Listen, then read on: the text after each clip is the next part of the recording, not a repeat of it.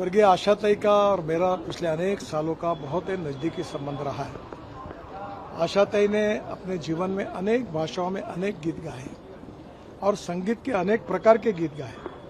सब प्रकार के गीतों में उनकी मास्टरी थी। उन्होंने जो गीत गाए हैं आज भी हम उसको विश्व में इतनी प्रसिद्धि मिली है कि आज पूरे विश्व में उनका नाम पहुंचा है। जिस प्रकार से लता दीदी ने अपने गायन कला के द्वारा हमारे देश का नाम बड़ा किया है, वैसा ही आशाताई ने भी बड़ा किया है। मुझे बहुत खुशी है विशेष रूप से कि जब वो संगीत में गाती थी और जब उनका एज हुआ था तो मैं उनको कहता था कि आप मत गाइए, तो वो मुझे कहती थी कि नहीं, मैं जब तक हूँ तब तक मैं गाती रहूँगी। ये जिद्द मैंने उनके व्यक्तित्व में देखी और आखिर तक उन्होंने संगीत और गीत इस विषय के लिए अपना जीवन समर्पित किया था और बड़े आनंद और खुशी के साथ वो गाती थी और आखिरी में चलना भी नहीं होता था तो भी उनका यही श्रद्धा, कमिटमेंट उनके प्रोफेशन के बारे में थी। उनके जाने से उनके परिवार को भी बहुत बड़ा धक्का लगा हुआ है और विशेष रूप से पारिवारिक संबंध होने के कारण हम सब लोगों को भी एक धक्का पहुंचा है।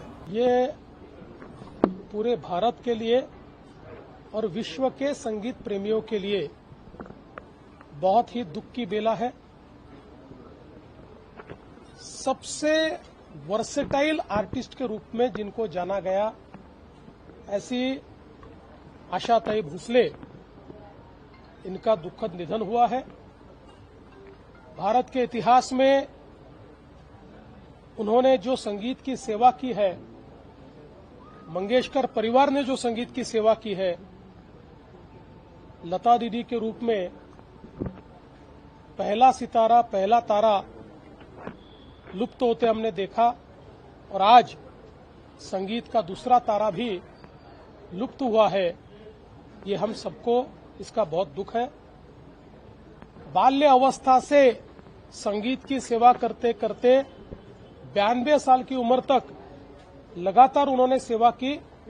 अपने 90वें जन्मदिन पर 3 घंटे कॉन्सर्ट करने वाली ये दुनिया की एकमेव गायिका है और आखिरी दम तक संगीत की सेवा उन्होंने की। बहुत बहुत दुख हुआ कि आशाताई हमारे बीच में नहीं रही और एक ऐसी गायिका जो पूरे विश्व में इतनी मशहूर हो, इतना उन्होंने गाना गाया, इतने सालों से इतने जनरेशन को उन्होंने इंस्पायर किया। मुझे एज अ फिल्म मेकर खुद को अपॉर्चुनिटी मिली उनके साथ काम करने के लिए।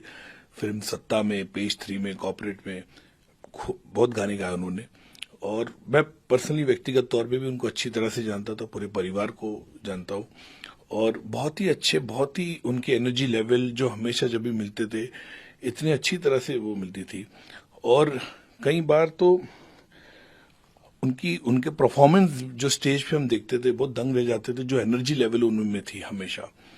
और बहुत बड़ा हमने एक सिंगर को खोया आज, एक ऐसी सिंगर जो मेरे ख्याल से उनके गाने सुन के हम लोग बचपन से बड़े हुए हैं और हर जनरेशन को, आज हम जेनजी की बात करें, वो जनरेशन भी आशाताई के गाने पे, चाहे वो पब में, डिस्को में या जहां पे भी हम देखे उनके गाने पे थिरकते लोग आज भी उनको याद करते।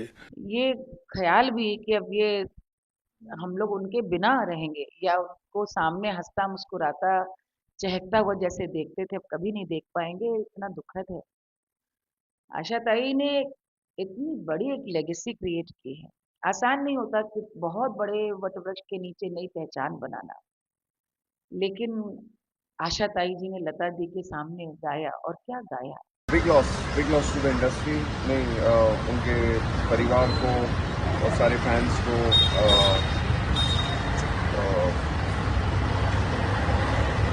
कंडोलेंसेस और नहीं, generally big loss to the industry और प्रे फॉर